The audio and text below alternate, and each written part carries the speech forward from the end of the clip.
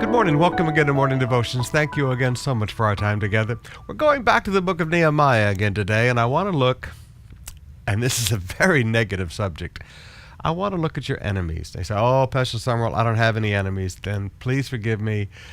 You either are living a very naive life or you are living on a desert island and there's not even a crab alive. If you are a human being, you have enemies. And most of the time, you've never even done anything to them, but you look like somebody, your relative did something, whatever, but people have made decisions about you and they're your enemies. Now, Nehemiah had never hurt any of these people. Nehemiah had never done anything to these people, but come back to promote the welfare of the people of Israel. And in chapter 4, verse 1, it said, when Sanballat heard that we were rebuilding the wall, he became angry and greatly incensed.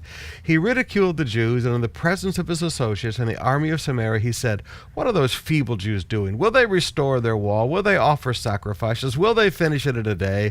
Can they bring back these stones to life from the heaps of rubble burned as they are? Now, there's several things I want you to notice about enemies. Number one, they stay very well informed about your life.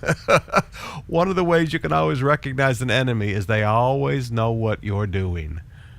Now you say, well, Pastor, I thought that's people that love you. Well, yeah, people who love you stay involved with what you're doing, but your enemies, now they really stay involved. They really keep an eye on everything you're doing. Number two, they not only watch, but they talk about it.